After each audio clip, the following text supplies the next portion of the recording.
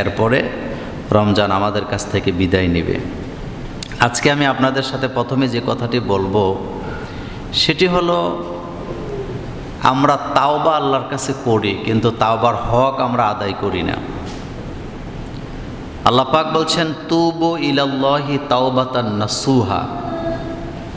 তুমি যখন আল্লাহর কাছে ক্ষমা চাও, তাওবা করো, তাওবায়ে নাসুহা করবা। তাওবায়ে নাসুহা মানে হলো নির্ভেজাল তাওবা, যেই তাওবার মধ্যে কোনো ঝামেলা থাকে না। আপনি দেখবেন কিছু মানুষ আছে সমানে পাপও করে আবার তাওবাও করে। এটা হলো মুনাফিকের আলামত। আর এই মুনাফিকিটা করতেছে কার সাথে? সরাসরি আল্লাহর সাথে। এটা খুব মারাত্মক ব্যাপার। তাওবার মানে হলো আপনি আল্লাহর সাথে ওয়াদা করতেছেন যে আল্লাহ, আমি আর অপরাধে যুক্ত হব না, আমি তোমার কাছে মাপ চাই, আমি ভুল করে ফেলছি। কিন্তু এরপরে আবার একই পাপে লিপ্ত হচ্ছে। তার মানে বোঝা গেল আল্লাহর সাথেও গাদ্দারি। কার সাথে গাদ্দারি চলতেছে? আল্লাহ পাকের সাথে। তাওবার মূল শর্ত হলো তিনটা। কয়টা বলেন তো? এক নাম্বার শর্ত হলো,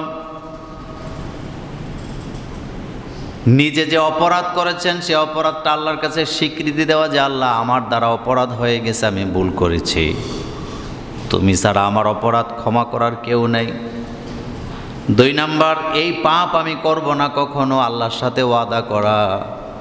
আর তিন নাম্বার, লজ্জিত হওয়া, নিজের পাপের জন্য ইস্তেকামাত থাকা, কখনো সেই পাপের কাছে আর ফেরত যাব না। কারো হক যদি নষ্ট করে থাকি, তার হকটা আমি অবশ্যই আদায় করে দিব। এই তিনটা শর্ত মানলেই তাওবা কবুল হবে, নতুবা তাওবা কবুল হওয়ার কোনো সম্ভাবনা নেই।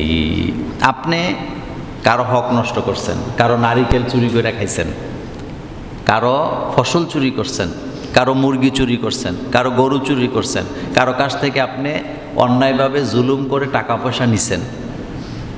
তা আপনি আল্লাহর কাছে তাওবা করলে এখানে হক আদায় হবে না, আপনি ওই ব্যক্তির কাছে ক্ষমা চাইতে হবে। আপনি রিক্সা ভাড়া দেন নাই, রিক্সাওয়ালারে খুঁজে বের করেন। আপনি কারো কাছ থেকে টাকা হাওলাত নিয়েছেন কিন্তু টাকাটা দেন নাই, আপনি তার কাছে ক্ষমা চাইয়ে আগে এরপরে আল্লাহর কাছে মাপ চাইবেন যে আল্লাহ, আমি অন্যায় করছিলাম, আমি কখনো আর এই অন্যায়টা করব না। জনগণের হক আপনার দ্বারা নষ্ট হয়েছে। আপনি মসজিদের হক নষ্ট করছেন, আপনি মাদ্রাসার হক নষ্ট করছেন, আপনি কবরস্থানের হক নষ্ট করছেন, আপনি ঈদগার হক নষ্ট করছেন। এই সবগুলো হক ছিল জনগণের হক। আপনি রাস্তার হক নষ্ট করছেন, ব্রিজের হক নষ্ট করছেন, বিল্ডিংয়ের, স্কুল, মাদ্রাসা, কলেজের হক নষ্ট করছেন, হাসপাতালের হক নষ্ট করছেন। আপনি আগে জনগণের কাছে মাপ চাইয়া হক আদায় করে তারপরে আল্লাহর কাছে আপনি মাপ চাইতে হবে।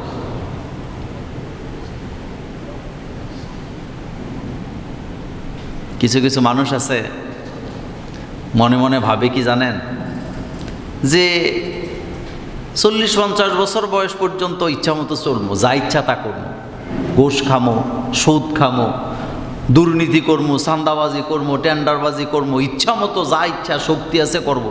বিল্ডিং টিল্ডিং যদি হয়ে যায়, টাকা পয়সা যদি হয়ে যায়, কিছু টাকা পয়সা মসজিদ মাদ্রাসায় দিয়ে দিমু, তসবিহ সরা একটা হাতে নেমু, তাইলেই তো হয়ে গেল। এটার দ্বারা মূলত লেবাস বদলাইছে কিন্তু অন্তর বদলায় নাই। আর এই যে গাদ্দারিটা করতেছে, এই যে চালাকিটা করতেছে, এই চালাকিটা বোধহয় আমার আল্লাহ বুঝে না।